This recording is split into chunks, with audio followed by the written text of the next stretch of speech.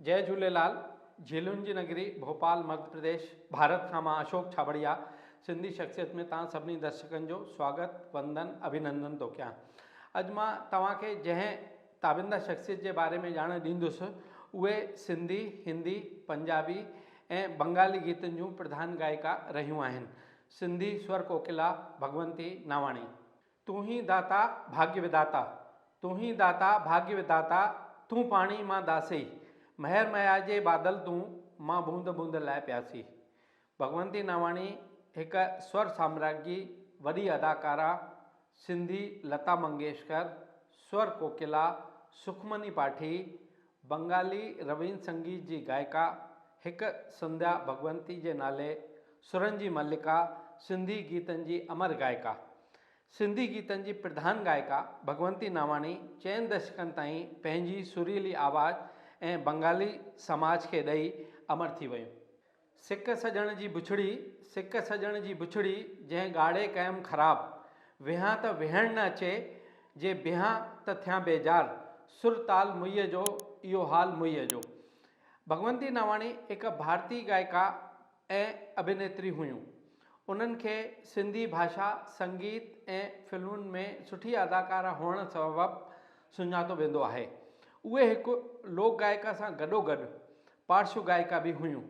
उन्हनि जी मधुर आवाज़ जे करे उन्हनि खे सिंधी स्वर कोकिला बि चयो वेंदो आहे। सुमरन कर तूं, सुमरन कर तूं, सुमरन सां सुख पाईंदे, सुमरन कर तूं, सुमरन खां कुल कष्ट कलेश मिटाईंदे। भगवंती नावाणी जो जन्म 1 फरवरी 1940 कराची सिंध में श्री जसूमल नावाणी जे घर थियो हो। उन्हनि जी माता राम जो नालो श्रीमती विष्णुबाई हो। भगवंती नावाणी पंहिंजी दादी जे लोक सिंधी गीतनि सां ॾाढो प्रभावित हुयूं। तंहिं वक़्तु उन्हनि जी उमिरि मात्र 6 वरहनि जी हुई। उन्हनि नंढपण खां ई पंहिंजी दादी खां पारंपरिक सिंधी गीत सिखिया हुया। अॻे त घरनि में ई सिंधी गीत लाॾा ॻाया वेंदा हुआ। अॼुकल्ह त इहे सभु सिंधी घरनि में बंदि थी विया आहिनि। केवल शादी जे मौक़े ते या कंहिं उत्सव जे मौक़े ते ॻाया वेंदा आहिनि। रख संदुलीअ ते पेर मुंहिंजा मोर लाॾा, रख संदुलीअ ते पेर मुंहिंजा मोर लाॾा, चप चोर मुछ मोड़ मुंहिंजा मोर लाॾा, रख संदुलीअ ते पेर, रख संदुलीअ ते पेर। भगवंती नावाणी जी शिक्षा कमला गर्ल्स हाई स्कूल ऐं सिंधी हाई स्कूल, देवधर संगीत विद्यालय, अरुण संगीत विद्यालय में थी हुई।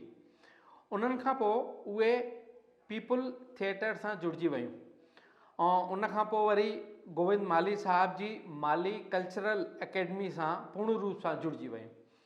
सन 1957 में उन्हनि मैट्रिक पास कई। सन्ना माण्हू सुहिणा, सन्ना माण्हू सुहिणा, लकड़ वांगुरु लिपटनि, सन्ना माण्हू सुहिणा लकड़ वांगुरु लिपटनि, मोटा माण्हू तिरकणा, आले साबण वांगुरु तिरकनि, पेर ते जिंजा पितकिरा, पेर ते जिंजा पितकिरा, जुतीअ में चिमकनि ऐं जुती हुजे जैसलमेर जी।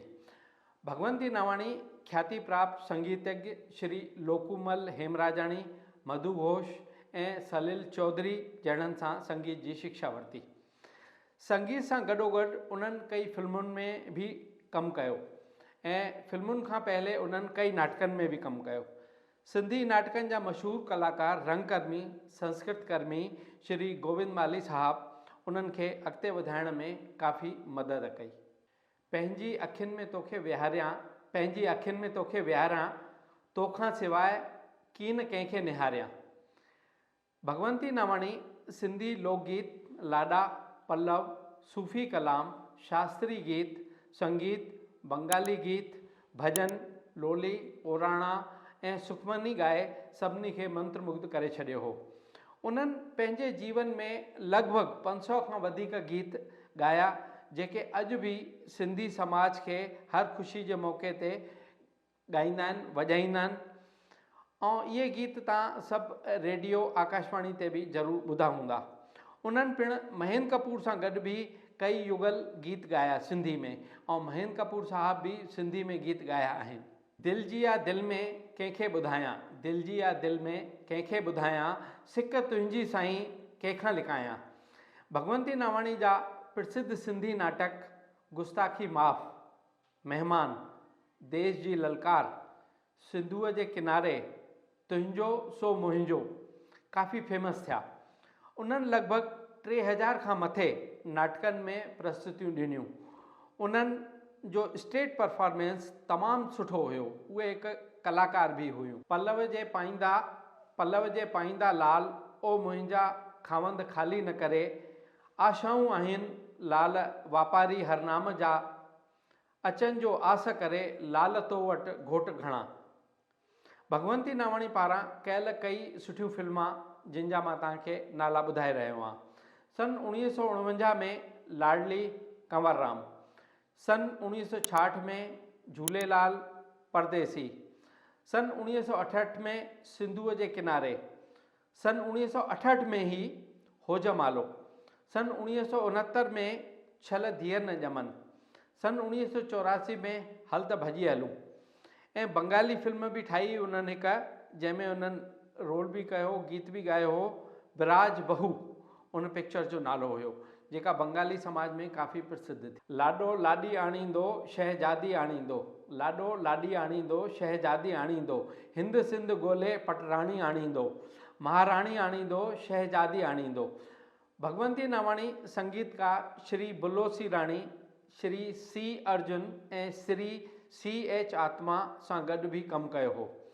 साण ई उन्हनि निर्देशक श्री सलील चौधरी, जेके बंगाली हुया, गोविंद माली सां गॾु मिली करे बि उन्हनि काफ़ी कमु कयो। भगवंती नावाणी काफ़ी सिंधी भॼन ॻाया। उन्हनि जो हिकु ॾाढो फेमस भॼन हो, जेको मां तव्हांखे ॿुधाए रहियो आहियां।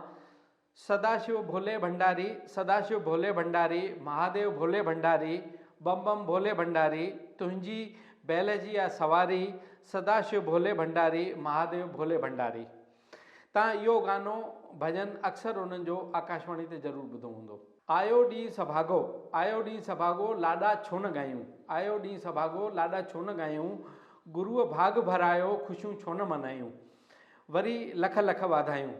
सन 1947 जे विरहाङे में भगवंती नावाणी काफ़ी कष्ट झेलिया। उन वक़्तु उन्हनि जी उमिरि मात्र 7 वरहनि जी हुई। उन्हनि जे गीतनि में पारंपरिक सिंधी लाॾनि, शादियुनि महिल ॻाइण वारनि गीतनि सॼे सिंधी समाज खे जोड़े रखियो ऐं अॼु ताईं उहो समाज जुड़ियल आहे। नंगड़ा निमाणींदा, नंगड़ा निमाणींदा, जीवे जीवे पालणा, जीवे जीवे पालणा, ओ जीवे जीवे पालणा, रखी मुंहिंजा ढोलणा, ऐब न खोलणा, नंगड़ा निमाणींदा, जीवे जीवे पालणा।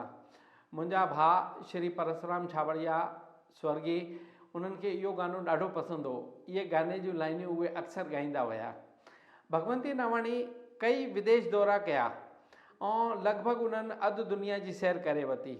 22 अक्टूबर सन 1986 अचानक हृदय गति रुकण सबबि उन्हनि जो देहांत थी वियो। इहो ॾींहुं सॼे सिंधी समाज जे लाइ शोक जो ॾींहुं हो ऐं संगीत प्रेमियुनि खे इहो ॾींहुं ॾाढो अखरियो जॾहिं उन्हनि जो देहांत थियो।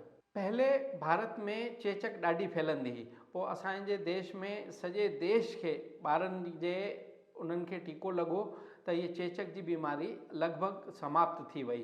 तॾहिं भगवंती नावाणी हिकिड़ो गीत ॻायो हो, अम्मा तो दर आंदो अथमि ॿार, अम्मा तो दर आंदो अथमि ॿार, अम्मा अॻे बि ठारियो अथई, हाणे बि ठार, ठार माता ठार, पंहिंजे बचड़नि खे ठार।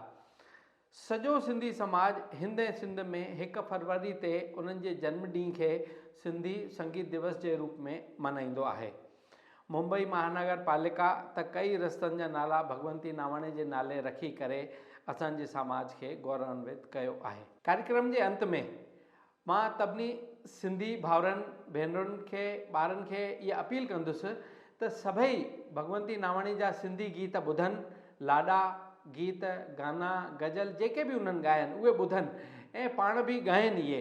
ऐं तव्हां बि इन बारे में नवां गीत ईजाद करे सघंदा आहियो त असांजे सिंधी समाज जी सिंधी भाषा, सिंधी शख़्सियत ऐं सिंधी सभ्यता बची रहंदी।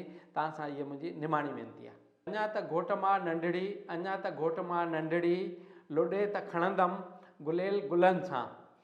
तव्हांखे सिंधी शख़्सियत कार्यक्रम असांजो कीअं लॻंदो आहे असांखे ज़रूरु ॿुधाईंदा। अगरि तव्हांखे सुठो लॻंदो हुजे त हिन चैनल खे ज़रूरु सब्सक्राइब कंदा, बेल आइकन दॿाईंदा। मुंहिंजो मोबाइल नंबर अथव 9229430047। हाणे हे कार्यक्रम इते समाप्त थो थिए। अगले एपिसोड में वरी तव्हांखे कंहिं ताबिंदा शख्सियत जे बारे में ॼाण ॾींदासीं या मिलाईंदासीं। जय झूलेलाल, जय श्री राम।